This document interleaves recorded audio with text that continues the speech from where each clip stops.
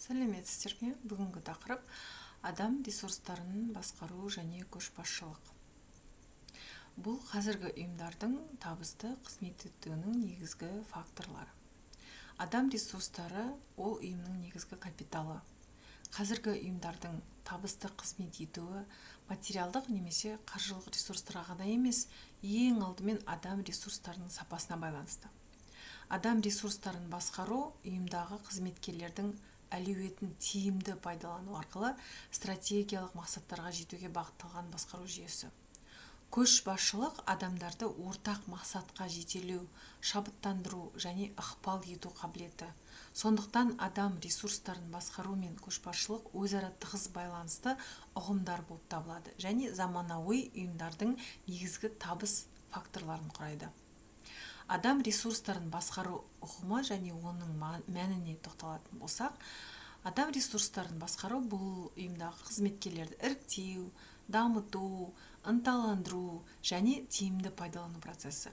Бұл жүйе ұйымның барлық деңгейлерін қамтиды. Басты мақсаты адам ресурстарын басқарудың ол ұйым мен қызметкерлердің мүдделерін үйлестіру арқылы еңбек өнімділігін арттыру және ұзақ мерзімді дамуды қамтамасыз ету. Ал стратегиялық маңызы қазіргі бизнес ортада адам ресурстарын басқару стратегиялық функция болып табылады және ұйымның бәсекеге қабілеттілігін тікелей анықтайды. Адам ресурстарын басқарудың 4 негізгі бағыты бар. Ол адами капиталды дамыту, яғни қызметкерлердің білімі мен дағдыларын үздіксіз жетілдіру, олардың кәсіби өсуіне жағдай жасау. Кәсіби әлеуетін пайдалану, яғни әр қызметкердің күшті жақтарын анықтап, оларды ұйым мақсаттарына сәйкес тиімді бағыттау. Стратегиялық дамыту ұйымның ұзақ мерзімді жоспарларын қолдау үшін қажетті кадрлық резервті қалыптастыру және еңбек қатынастарын реттеу, яғни қызметкерлер мен басшылық арасында конструктивті қарым-қатынас орнату және қолдау. Адам ресурстарының ұйымдағы рөлі өте маңызды. Себебі ол стратегиялық ресурс деп саналады. Адам ресурстары ұйымның негізгі стратегиялық ресурсы болып табылатындықтан, қызметкерлердің білімі, тәжірибесі, дағдысы және мотивациясы ұйымның бәсекеге қабілеттілігін тікелей анықтайды және нарықтағы позициясын нығайтады.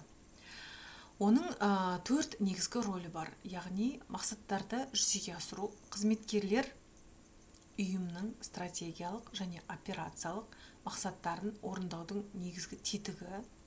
Өйткені кез келген жоспар адамдар арқылы іске асырылады. Ұйым мәдениетін қалыптастыру, яғни қызметкерлердің құндылықтары, нормалары және мінез-құлқы ұйымның корпоративтік мәдениетін қалыптастырып, оның ерекшелігін айқындайды. Инновацияларды енгізу, шығармашылық ойлайтын және білікті қызметкерлер жаңа идеяларды ұсынып, инновациялық өнімдер мен процестерді әзірлеуге үлес қосады. Басқару тиімділігін арттыру, яғни біліктілігі жоғары персонал басқару процестерінің тиімділігін арттырып, шешімдерді тезірек, сапалырақ қабылдауға мүмкіндік береді.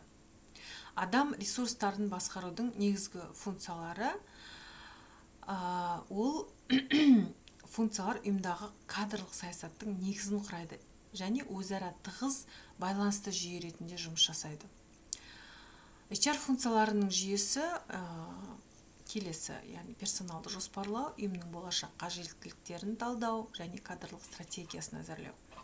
Екіншіден, кадрларды іріктеу және қабылдау, үміткерлерді іздеп, бағалау және ең қолайлы кандидаттарды таңдау. Үшіншіден, қызметкерлерді бейімдеу. Жаңа қызметкерлердің ұйымға тез және тиімді енуіне көмектесу. Одан кейін оқыту және дамыту, яғни қызметкерлердің кәсіби дағдыларын үздіксіз жетілдіру бағдарламалары. Келесі, еңбекті бағалау, қызметкерлердің нәтижелілігін объективті түрде өлшеу және талдау. Одан кейін мотивация және ынталандыру, қызметкерлерді ынтасын арттыратын жүйелерді енгізу және басқару. Одан кейін еңбек қатынастарын басқару, яғни қызметкерлер мен ұйым арасындағы қатынастарды реттеу және дамыту. Персоналды іріктеу және дамыту, яғни іріктеу процесі ұйымға қажетті білімі мен дағдысы бар қызметкерлерді таңдау процесі. Дұрыс іріктеу кадрлық тәуекелдерді азайтып, ұйымның тиімділігін арттырады. Сапалы іріктеу процесі ұйымның болашақ табысына тікелей әсер етеді және ұзақ мерзімді инвестиция болып табылады. Қызметкерлерді дамытудың 4 бағыты бар, яғни кәсіби оқыту, біліктілікті арттыру, мансаптық жоспарлау және көшбасшылықты дамыту. Мотивация және ынталандыру жүйесі. Мотивация қызметкерлерді тиімді жұмыс істеуге ынталандыратын негізгі фактор. Адам ресурстарын басқаруда мотивация жүйесі ерекше орын алады. Өйткені ол қызметкерлердің өнімділігіне және ұйымға адалдығына тікелей әсер етеді. Мотивацияның негізгі 2 түрі бар: материалдық және материалдық емес мотивация. Тиімді мотивация жүйесі қызметкерлердің ұйымға адалдығын арттырады және персоналдың ауысуын азайтады. Көшбасшылықтың ұғымының маңыздылығы және мәні, яғни көшбасшылық адамдарды ортақ мақсатқа жету үшін шабыттандырады, бағыттайды және ықпал ету қабілетіне ие болу қажет. Көшбасшы формальды басшы болуы мүмкін, бірақ кез келген басшы көшбасшы бола бермейді. Көшбасшылық бұл тек лауазым емес, бұл адамдардың сенімін ақтау және оларды жетістікке жетелеу өнері. Көшбасшы өзінің мінез құлқы, шешімдері мен құндылықтар арқылы басқаларға үлгі көрсетеді. Көшбасшылықтың 4 негізгі мәні бар. Адамдарға ықпал ету, яғни басқаларды өз идеяларымен шабыттандырып, олардың мінез құлқына позитивті әсер ету қабілеті. Сенім қалыптастыру, яғни ұжым мүшелерінің арасында өзара сенім мен құрмет атмосферасын орнату. Одан кейін ұжымдық рухты нығайту, яғни команданың біртұтастығын қамтамасыз ету және ортақ мақсатқа жетуге бағыттау және өзгерістерді басқару, яғни жаңа жағдайларға бейімделуге көмектесу және өзгерістерге деген қарсылықты жеңу. Көшбасшы мен менеджердің айырмашылығы неде? Көшбасшы мен менеджер екеуі де ұйымдық үрдістерді маңызды роль атқарады, бірақ олардың қызметі мен тәсілдері түбегейлі айырмашылықтарға ие.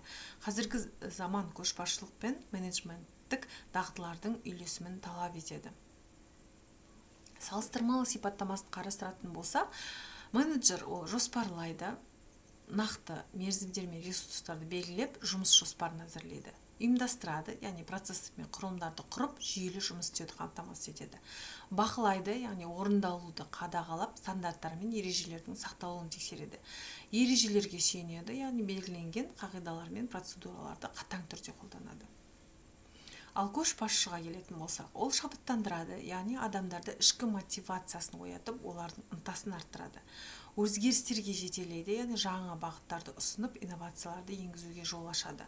Адамдармен жұмыс істейді, яғни әрбір адамның әлеуетін ашып, оларды дамытуға көмектеседі. Құндылықтарға сүйенеді, яғни принциптер мен сенімдерге негізделген шешімдер қабылдайды. Көшбасшылықтың стильдері: басшының қызметкерлермен өзара әрекеттесу тәсілі, көшбасшылық стиль дегеніміз, және шешімдер қабылдау әдісі. Әр стильдің өзіндік артықшылықтары мен кемшіліктері бар.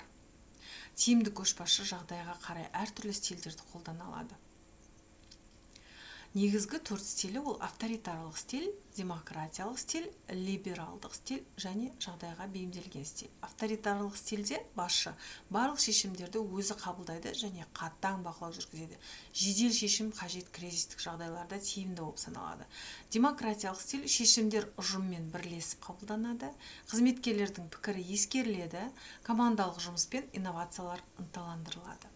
Либералдық стильде қызметкерлерге максималды еркіндік беріледі. Шығармашылық жұмыстарда және біліктілігі жоғары мамандармен жұмыста қолданылады.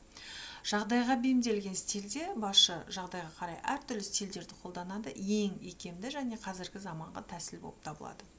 Көшбасшылық стилін таңдау ұжымның ерекшеліктеріне, жағдайға және ұйым мәдениетіне байланысты болады. Универсалды стиль жоқ, тиімділік контекстке байланысты барлығы.